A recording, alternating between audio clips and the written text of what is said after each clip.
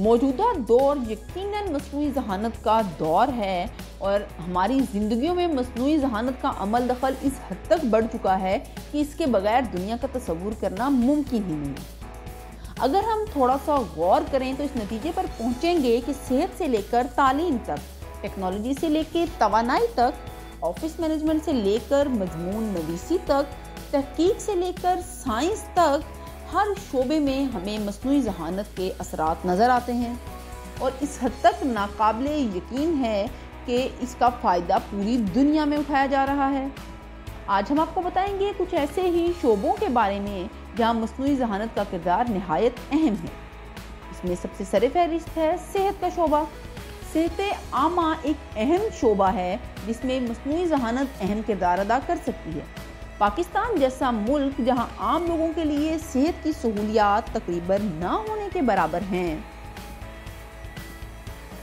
جبکہ متعدی اور غیر متعدی بیماریاں عام ہیں، بہت سی بیماریوں کی تشخیص ہی نہیں ہو پاتی۔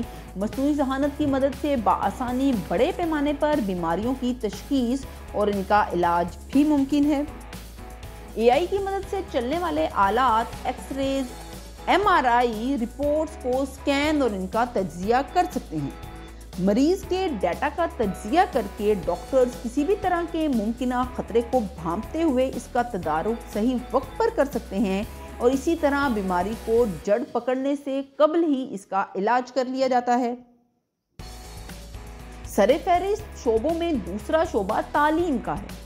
مصنوعی ذہانت تعلیم کے فروغ میں بھی اہم کردار ادا کر سکتی ہے۔ پاکستان اسکول نہ جانے والے بچوں کی تعداد کے لحاظ سے دنیا کا دوسرا بڑا ملک ہے، جبکہ اسکولز کا تعلیمی معیار بھی قابل رشک نہیں۔ ہمارا تعلیمی نظام فرسودہ اور صرف نقالی پر مبنی ہے، جو کہ دور جدید کے تقاضوں کو پورا کرنے کے قابل ہی نہیں۔ یہی وجہ ہے کہ یونیورسٹیوں سے پاس آؤٹ ہونے کے باوجود بھی نوجوان نوکریوں کی تلاش میں مارے پھرتے ہیں اور کوئی بھی تخلیقی صلاحیت دکھانے کے قابل نہیں ہوتے۔ طلباء کی کارکردگی کا فوراً اور جامع تجزیہ اور بروقت فیڈ بیک، اساتذہ کا تبصرہ ہمیں تعلیم کے معیار کو بلند کرنے کا بھی موقع دیتا ہے۔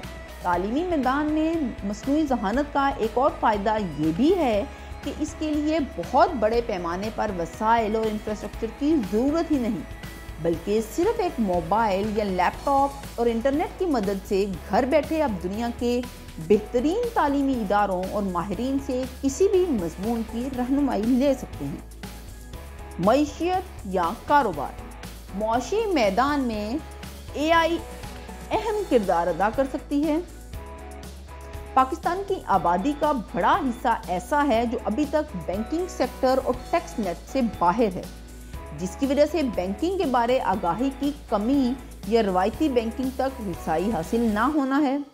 ڈیجیٹل والیٹ اور موبائل بینکنگ کی مدد سے آبادی کا بڑا حصہ پہلے ہی کافی حد تک اس سے منسلک ہو چکا ہے، لیکن اس میں ابھی مزید بہتری کی بھی گنجائش ہے۔ اے آئی چیٹ بوٹ صرف صارفین کو 24 گھنٹے کسٹمر سروس سپورٹ فراہم کرتے ہیں، جس کے باعث ان میں بینکنگ سے متعلق آگاہی کا رجحان بڑھتا جا رہا ہے۔ مزید یہ کہ یہ آسان اور سستا ذریعہ بھی ہے جو کہ صارفین میں کافی مقبول ہے۔ اے آئی کے ہی استعمال سے ای کامرس یا آن لائن خریداری میں بھی صارف اپنی پسند کے مطابق مزید تجاویز حاصل کر سکتا ہے۔ آپ میں سے اکثر لوگوں نے اس بات کا مشاہدہ تو کیا ہوگا، جب ہم کسی ای کامرس پلیٹ فارم پر ایک چیز خریدنے جاتے ہیں تو الگوریدم اس حد تک ہم سے مانوس ہو چکے ہوتے ہیں کہ وہ جو تجاویز کرتے ہیں آپ کو لگتا ہے یہی تو میری ضرورت تھی۔ جب آپ اس مارکیٹ پلیس سے باہر آتے ہیں تو آپ ایک کی بجائے 10 چیزوں کا آرڈر کر چکے ہوتے ہیں۔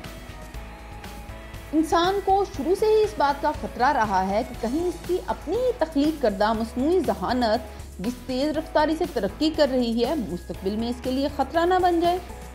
اسی لیے مارچ میں ایلن مسک سمیت دنیا کے 400 بڑے کاروباری افراد نے مل کر مختلف حکومتوں کو خط لکھا اور انہیں مصنوعی ذہانت کے تمام منصوبوں پر فی الفور کام روکنے کا مشورہ دیا۔ ان ماہرین کے خیال میں آئی اے نے انسان کو ریپلیس کر دے گی، یعنی انسان کا متبادل بن جائے گی۔